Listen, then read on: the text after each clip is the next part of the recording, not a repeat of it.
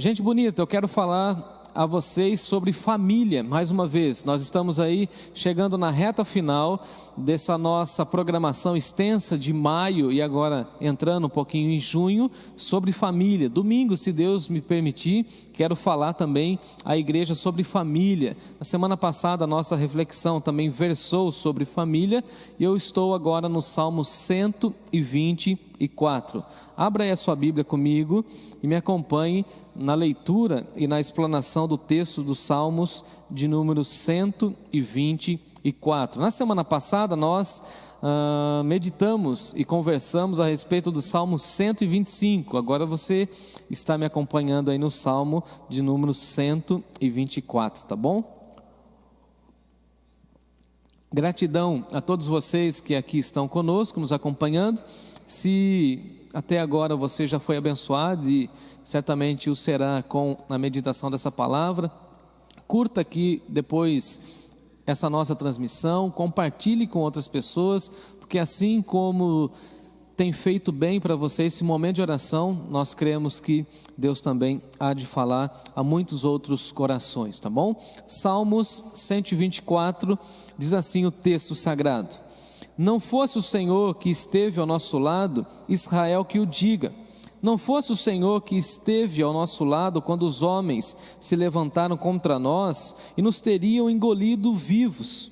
Quando a sua ira se acendeu contra nós, as águas nos teriam submergido e sobre a nossa alma teria passado a torrente. Águas impetuosas teriam passado sobre a nossa alma. Bendito o Senhor, porque não nos deu por presa aos dentes deles. Salvou-se a nossa alma como um pássaro do laço dos passarinheiros. Quebrou-se o laço e nós nos vimos livres. O nosso socorro está em o nome do Senhor, Criador do céu e da terra. Vamos orar mais uma vez? Pai bendito, Pai amado, Deus glorificado, exaltado seja o teu nome. Diante da tua palavra nós oramos, pedindo que o Senhor fale ao nosso coração. Abençoe as famílias aqui representadas e que essa palavra encontre morada em nós, que essa palavra ecoe no nosso coração durante o final dessa semana, e pedimos que o Senhor receba a nossa gratidão e o nosso louvor em nome de Jesus, amém, amém. Nosso tema de hoje é famílias protegidas e libertas por Deus. E aqui você pode já entender que nessa noite eu quero trabalhar pelo menos com duas perspectivas ou dois tópicos, ou dividir esse salmo em dois momentos e mostrar que Deus protege a nossa família e Deus também liberta a nossa família das garras daqueles que são os nossos inimigos, ou melhor dizendo, daquele que é o nosso inimigo, o Satanás, que tenta roubar a nossa alma. Mas antes disso eu preciso compartilhar com vocês um pouco do contexto, mostrando a realidade desse texto, tá bom? Esse é mais um dos salmos que compõe aquele grupo de salmos que nós falamos que são salmos de romagem, são salmos da subida, os salmos em que as famílias de Deus iam cantando até chegarem nas festas e principalmente na cidade de Jerusalém. Então os peregrinos rumo a Jerusalém iam cantando, entoando e louvando a Deus, cantando esses salmos. E esse salmo de número 124 era mais um desses salmos que eles estavam cantando. Então você pode imaginar, como eu já disse nas outras semanas, as famílias indo juntas, cantando várias canções e várias pessoas e várias gerações unidas, cantando as mesmas canções, e nessa caminhada ou nessa procissão até a cidade de Jerusalém, eles iam cantando e as novas gerações iam aprendendo, ouvindo e aprendendo, assimilando as verdades de Deus,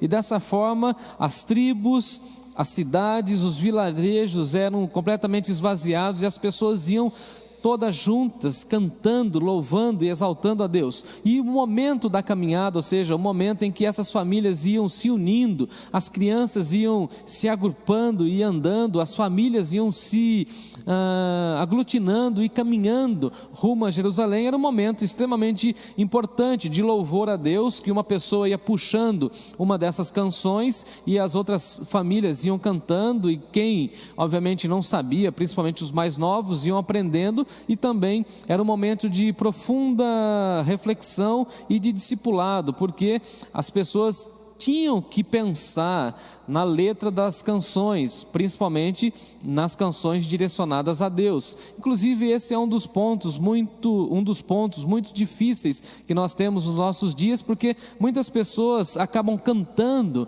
e não sabem o que estão cantando, não refletem naquilo que estão cantando, e essas canções tinham essa envergadura ou essa ênfase nas famílias, porque as famílias precisavam refletir naquilo que estavam cantando, e tudo isso ia provocando grandes reflexões e ia ecoando na mente daqueles que eram mais novos, ou fazia com que os idosos tivessem uma revisão de vida.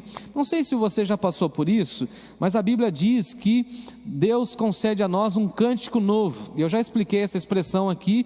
Nem sempre cântico novo significa uma música inédita, mas é aquela canção que vai se renovando.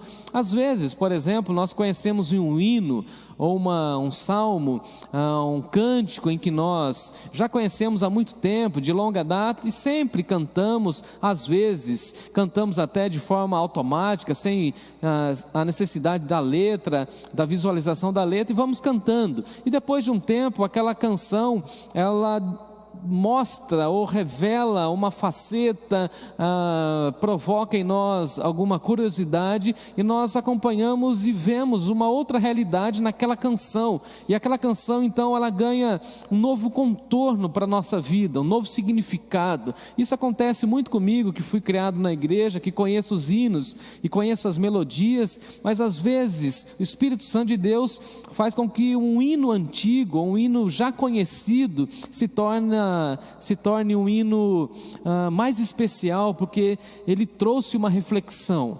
Então, basicamente o que o texto aqui está mostrando para nós é que as famílias em romagem tinham isso, eles iam refletindo naquilo que eles estavam cantando.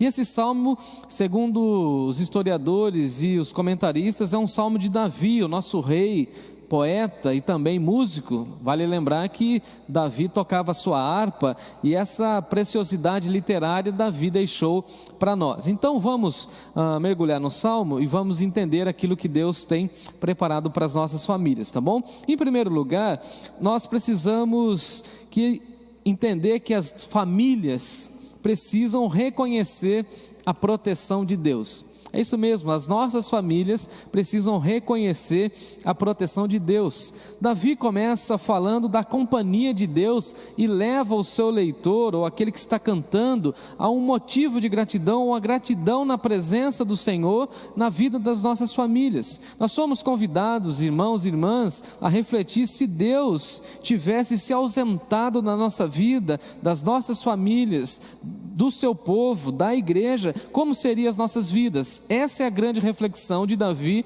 logo no primeiro verso. Ele fala o seguinte: olha, se Deus não estivesse do nosso lado, como seria? Porque ele começa o salmo dizendo assim: não fosse o Senhor que estivesse ao nosso lado, Israel que o diga. Então, o que nós poderíamos dizer se Deus não estivesse do nosso lado? O que nós poderíamos falar a respeito da nossa família se Deus não estivesse nos acompanhando? E ele usa essa expressão, Israel que o diga, porque Deus sempre teve muito cuidado, muita proteção, muito zelo para com Israel, que é o seu povo. Então, o que Davi aqui está mostrando para nós é que nós precisamos reconhecer a presença de Deus e a proteção de Deus, porque a proteção de Deus vem por conta da sua presença. Por várias vezes no Antigo Testamento a gente ouve Deus falando o seguinte: a minha presença será com o meu povo. Então, como Deus protege o seu povo? Se fazendo presente. Então eu gostaria de pensar com os irmãos que bênção é saber que Deus nunca nos abandonou. Louvado seja Deus por isso. Deus nunca nos abandonou e nunca vai nos abandonar.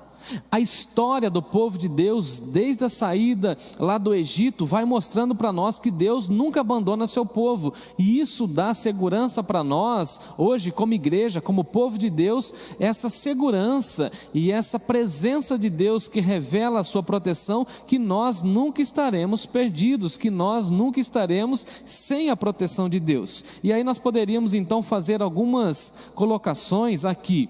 Por exemplo, se não fosse o Senhor que estivesse ao nosso lado, ao lado da Igreja Batista Nova Canaã que o diga. Vamos fazer uma reflexão breve aqui a respeito da nossa igreja. Se Deus não estivesse com a nossa igreja, o que seria da nossa igreja? Se Deus não estivesse a todo momento acompanhando a história da nossa igreja, certamente nós teríamos uma história pífia, ridícula, mesquinha, pequena. Certamente a nossa história não seria uma história digna de ser contada. Mas como Deus está com a Igreja Batista Nova Canaã, a Igreja Batista Nova Canaã está construindo a sua história, e vai construindo a sua história com a presença e a proteção de Deus. É isso que Davi quer mostrar aqui. Israel, vocês que são povo de Deus, pensem o seguinte: se Deus não estivesse com vocês, o que seria de vocês? E aí, irmãos, essa reflexão é para a família, ou para as famílias que estavam cantando. E aí vamos fazer uma aplicação. Se Deus não estivesse na sua família, como seria a sua família? E aí Davi está nos levando à reflexão seguinte: olha, nós temos que agradecer, porque Deus está conosco. E como Deus está presente na nossa casa, na nossa família e no seu povo, nós temos que agradecer. Então veja assim, não fosse o Senhor que estivesse ao lado da nossa família, Israel que o diga. Não fosse Deus que estivesse do nosso lado quando nós enfrentamos o desemprego. Se Deus estivesse ausente da nossa vida naquele momento de desemprego, o que seria da nossa vida? Naquele momento de enfermidade, o que seria da nossa vida? Naquele momento de escassez, naquele momento de luto. Então Davi está nos levando a reconhecer a presença protetora de Deus na nossa vida, nas nossas famílias e também na nossa igreja, como povo de Deus. E aí ele pinta um quadro, e o primeiro quadro que ele pinta é o seguinte: que nós poderíamos ser engolidos pela ira humana. Davi foi muito perseguido, e nós não sabemos em qual contexto Davi escreve esse texto. Mas o que fica claro é que Davi estava sendo perseguido, e ele diz que a ira dos seus inimigos se levantou de tal maneira contra ele, contra o povo de Deus. Dá uma olhadinha no versículo 2: não fosse o Senhor que estivesse ao nosso lado, quando os homens se levantaram contra nós e nos teriam engolido vivo. Então veja que Davi está falando o seguinte: olha, eles estavam tão irados contra nós, os nossos inimigos estavam tão enfurecidos, que se não fosse a presença de Deus, eles iriam nos devorar, porque nós éramos os oponentes desse povo inimigo. Então o salmista aqui vai falar de ser engolido vivo, e essa é a expressão também usada pelo profeta Jonas, quando o texto de Jonas vai descrever que Jonas foi engolido vivo, e Jonas estava orando dentro do ventre do peixe. Então o primeiro quadro que Davi está pintando é o seguinte: olha, se não fosse Deus, e se Deus não estivesse do nosso lado, quando os nossos inimigos ficassem irados contra nós, nós teríamos sido engolidos vivos. E aí, irmãos e irmãs, nós podemos fazer várias aplicações aqui. Imagina se Deus não estivesse do seu lado quando aquele vizinho pegou implicância por você. Imagine se Deus não estivesse do seu lado quando aquele chefe maldoso queria te engolir vivo, queria te devorar, quando aquela pessoa queria o seu lugar no seu local de emprego. Quando você foi perseguida, você estava vivendo um momento de perseguição, você percebeu que os inimigos estavam enfurecidos, e se Deus não estivesse do seu lado, sabe o que aconteceria? Você e eu seríamos engolidos vivos, ou seja, seríamos devorados pelo inimigo. mas pela graça e misericórdia de Deus, Deus estava do nosso lado, Deus estava nos protegendo, Deus estava guardando a nossa vida. Então Davi fala o seguinte: se o Senhor não estivesse do nosso lado, nós teríamos sido engolidos vivos, quando se acendeu a ira desse povo contra nós. É interessante porque às vezes nós nem precisamos fazer algo, falar algo, e algumas pessoas têm raiva de nós, têm ira contra nós. Não sei se já contei aqui, mas logo que me mudei aqui para Sorocaba pela segunda vez, agora nesse tempo que estou aqui, eu percebi uma das vizinhas que mora na rua de casa, lá no finalzinho da rua quase, que toda vez que eu chegava perto da casa dela, ela virava o rosto e eu não entendia por quê. Ela tinha raiva de mim, não sei por quê, nunca soube. Até pouco tempo atrás, agora de uns 2, 3 meses atrás, que eu fui sair, precisei encontrar com ela e nos esbarramos e fiz uma pergunta em relação a uma pessoa da sua família que eu conhecia, e ela então começou a conversar comigo, e ali ela disse: olha, eu não gostava de você por conta disso, disso e disso. E aí eu fui entender que na realidade ela tinha uma ira contra mim, mas na realidade ela deveria ter refletido mais a respeito disso, porque na realidade não tinha nada de concreto. Por exemplo, ela tinha uma dificuldade com um filho, e o filho dela tinha alguma dificuldade de locomoção, e todas as vezes que eu passava com meu filho para brincar, ela queria então, ou imaginava na cabeça dela, que o filho dela poderia ter uma vida saudável como a do meu filho. E veja que eu não fiz nada para ela, mas ela tinha uma ira contra mim. E depois de muito tempo ela pôde conversar e compartilhar isso comigo, e então eu percebi que simplesmente ela não gostava de mim porque o meu filho tinha a liberdade de brincar e o filho dela não tinha. Mas eu não provoquei isso, é uma ira, que ela tinha uma raiva, não gostava. Então às vezes, eu sempre digo isso, que às vezes a gente não precisa falar nada, nem fazer nada, mas as pessoas não gostam de nós. Tem gente que não gosta do nosso jeito, se ira contra nós, tem raiva, tem inveja, enfim, não sei. Agora, Davi está colocando o seguinte: a ira se acendeu. Às vezes nós colocamos a nossa fé, a nossa posição, e as pessoas ficam iradas contra nós, se revoltam contra a nossa posição, o nosso posicionamento, nossos conceitos, os nossos valores, e as pessoas ficam iradas contra nós. Tem gente que não gosta simplesmente porque nós somos cristãos, isso faz parte. O segundo quadro que Davi pinta para nós é sofrer como a enchente. Dá uma olhadinha aí comigo no versículo 4. As águas nos teriam submergido se Deus não estivesse do nosso lado. Então Davi está falando o seguinte: olha, as águas de uma grande enchente, de uma torrente forte, de um rio extremamente volumoso, passariam sobre nós se Deus não estivesse do nosso lado. Ou seja, se Deus não estivesse do nosso lado, nós seríamos engolidos vivos, e se Deus não estivesse do nosso lado, o segundo quadro é o seguinte: nós teríamos submergido, nós teríamos morrido, afogados pela forte correnteza. Então a imagem que Davi coloca aqui para nós é que nós precisamos reconhecer a proteção de Deus e a mão estendida de Deus. Então a imagem é o seguinte: é um rio muito forte, as águas, ele diz, né, as águas nos teriam submergido. Versículo 5 ele vai dizer que as águas impetuosas, vejam que é uma água forte, ou seja, águas de rio que está correndo. E aí, acompanhando agora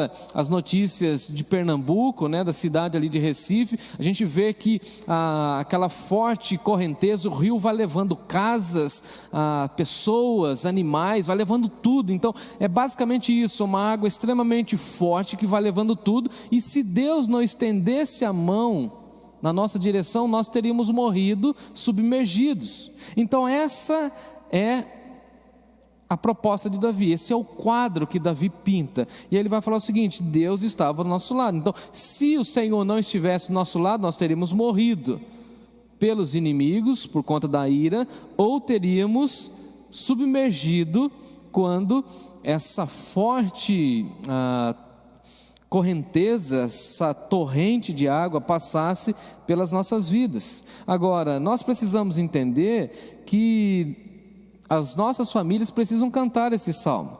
Precisamos declarar que apesar das lutas, apesar das perseguições, apesar das ameaças do mundo, Deus está do nosso lado. Apesar do sofrimento, apesar das enfermidades, apesar do desemprego, apesar do luto e das adversidades que vêm sobre nós e que nos abatem, Deus está do nosso lado, a sua proteção é real e constante.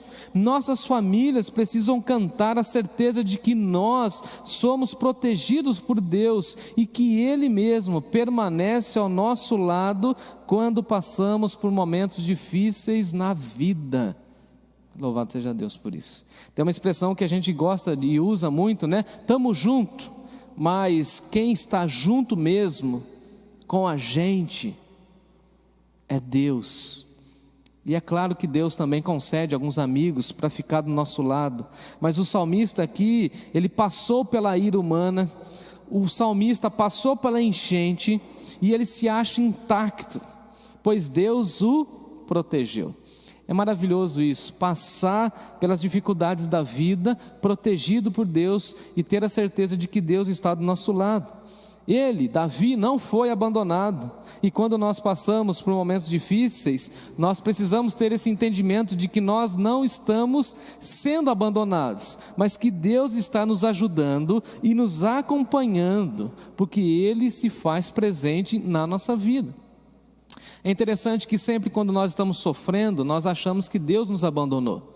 E a expressão de Davi é contrária a essa colocação. Ele fala o seguinte: foi no meio do sofrimento que eu vi a mão de Deus, foi no meio da luta que eu vi a presença protetora de Deus na minha vida. E o mesmo Davi, lá no Salmo 23, ele diz assim: ainda que eu ande pelo vale da sombra da morte, eu não temerei mal nenhum, porque eu tenho certeza que tu estás comigo. O teu bordão e o teu cajado me consolam. O que Davi está dizendo é o seguinte: Deus é o nosso pastor, né? Lembra desse texto? O Senhor é meu pastor, e esse Senhor que é o meu pastor, lhe usa o bordão e o cajado para me consolar. Ele está comigo mesmo que eu ande pelo vale da sombra da morte. Tudo pode acontecer na minha vida, mas eu tenho certeza de que Deus está do meu lado, Deus está com a minha família, Deus está com o seu povo, Deus está com a sua igreja, Deus está nos protegendo. E essa é a expressão de Jesus para os seus discípulos: eis que estou convosco todos os dias, até a consumação dos séculos. Se vocês estão comigo, eu vou para o ponto 2, estão todo mundo comigo aí, Natália? Então beleza, ponto 2, famílias que reconhecem a libertação de Deus. Falamos em primeiro lugar da proteção de Deus, do verso 1 até o verso 5, e do verso 6 e verso 7 vamos falar então a respeito da libertação.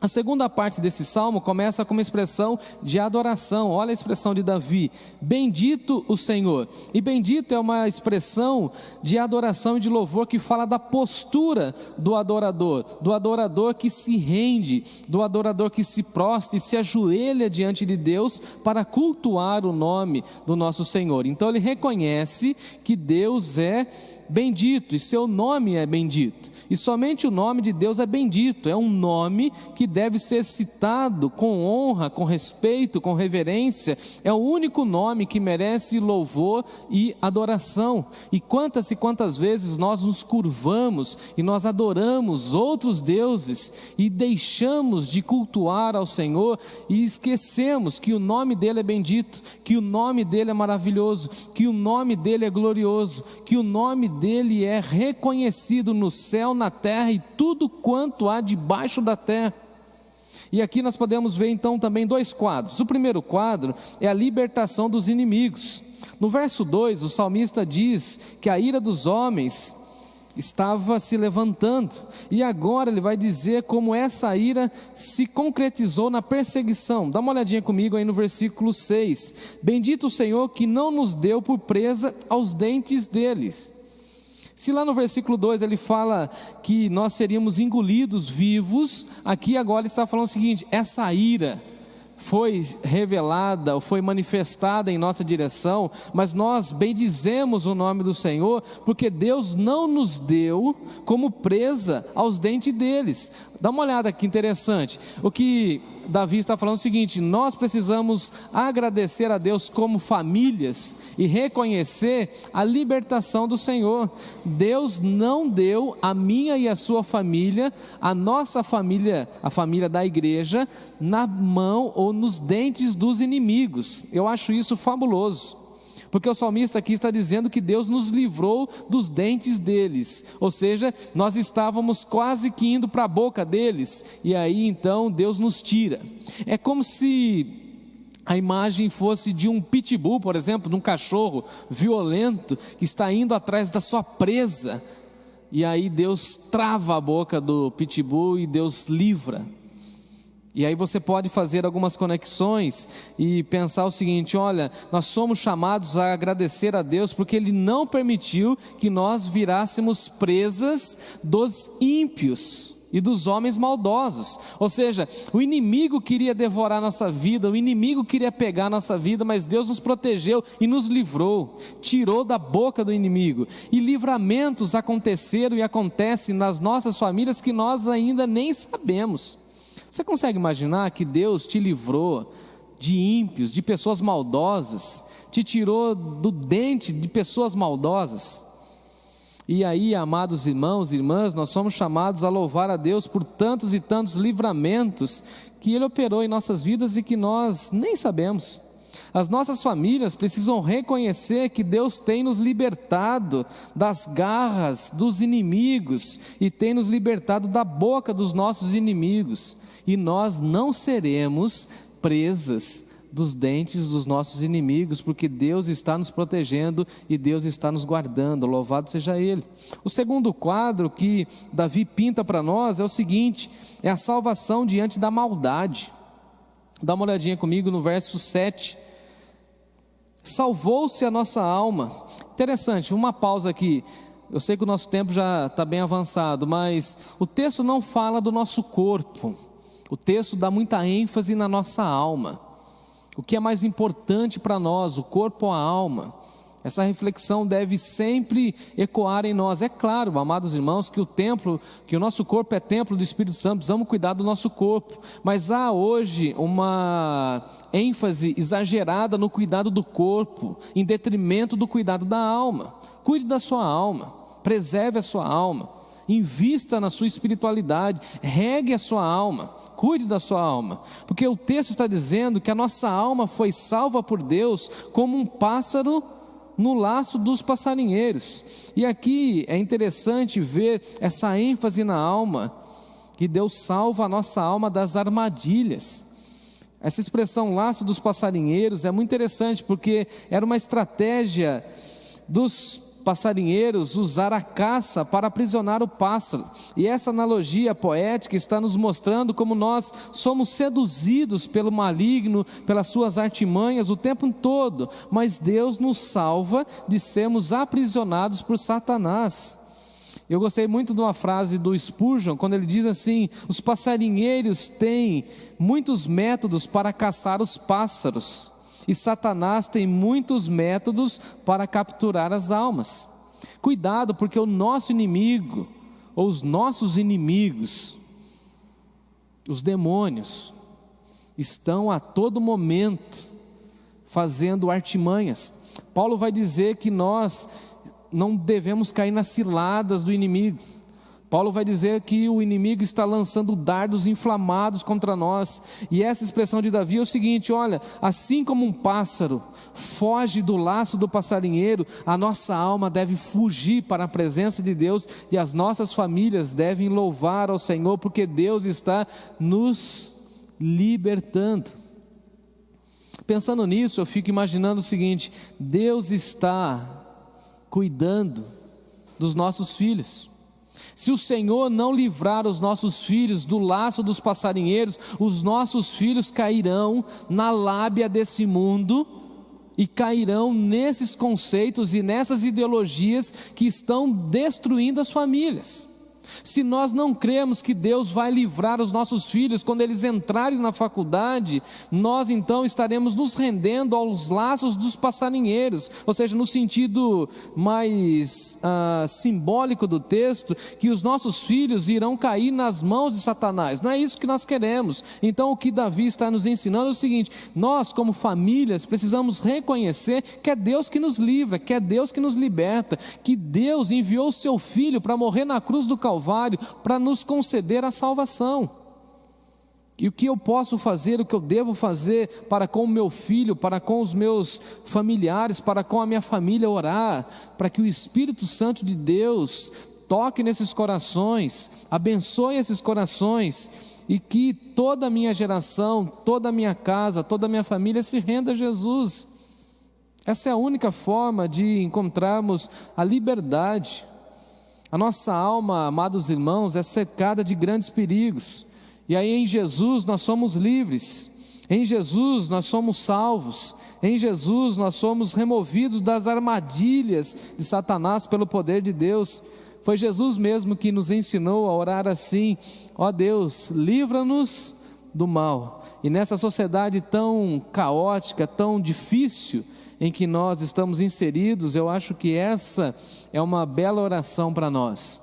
Ó Deus, livra-nos do mal. Nessa analogia, ou nessa linguagem de Davi, Senhor, livra-nos dos laços do inimigo, livra-nos das seduções desse mundo, livra-nos da maldade, livra-nos dessa sociedade corrupta, caída, pecaminosa. Livra-nos do mal. Tire os nossos filhos, ó Deus, do laço do passarinheiro. Ó Senhor, tire os casamentos da sedução do maligno. Ó Deus, tire os idosos do laço do passarinheiro. Por exemplo, idosos.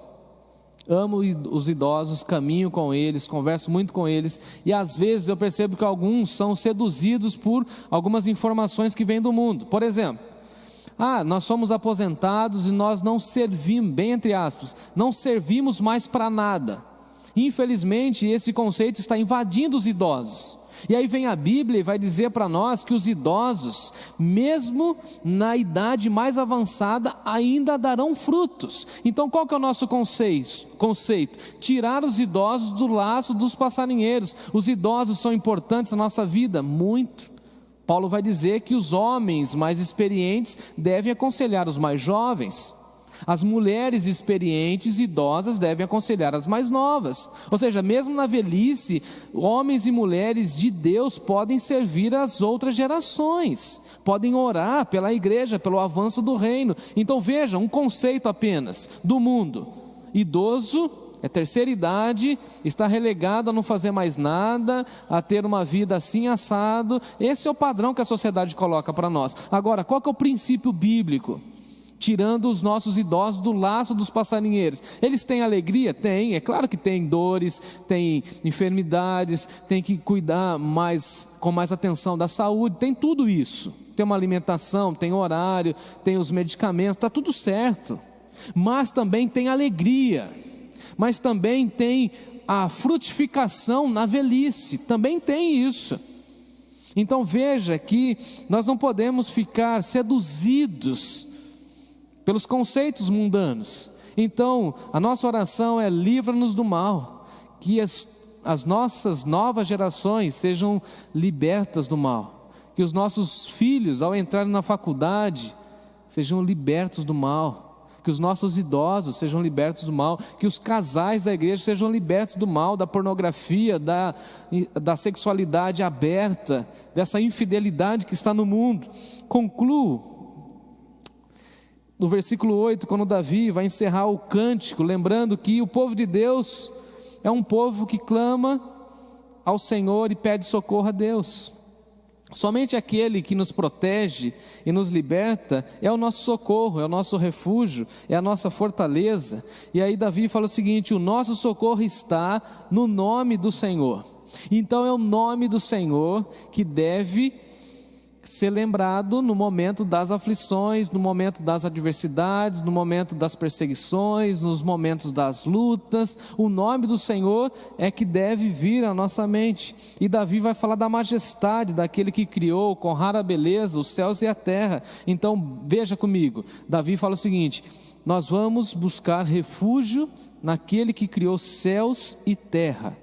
E aquele Deus, o eterno, o único Senhor, que criou os céus e a terra, que governa céus e terra, que dá manutenção para céus e terra, cuidará da minha e da sua vida.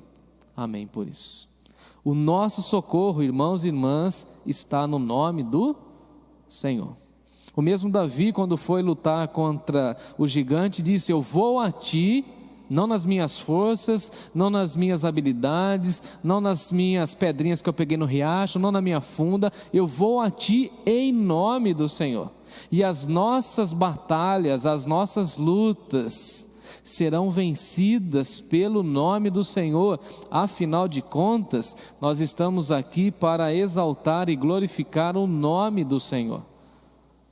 E aí o Novo Testamento vai dizer para nós que há um nome que está acima de todo nome, e ao nome de Jesus todo joelho deve se dobrar e toda língua deve confessar que Ele é o Senhor, porque ao nome do Senhor Jesus milagres acontecem, ao nome do Senhor Jesus curas acontecem, ao nome do Senhor Jesus aquilo que é impossível se torna possível, ao nome do Senhor Jesus aquilo que não tinha mais reversão agora pode ser restabelecido, ao nome do Senhor Jesus a salvação, a transformação, a santificação, a perdão, a amor e tantas outras coisas. Que o seu socorro e o meu socorro esteja no nome do Senhor, e o nome do Senhor é o Senhor Jesus. Que Ele abençoe a minha, a sua, as nossas casas, e que as nossas famílias possam buscar a proteção de Deus na presença dEle, e que todas as nossas casas e famílias possam buscar a salvação que vem no nome do Senhor. Diante do perigo, diante das lutas, diante das perseguições, grite por socorro e peça que Ele venha te socorrer, porque Ele está do nosso lado e Ele é o nosso amparo.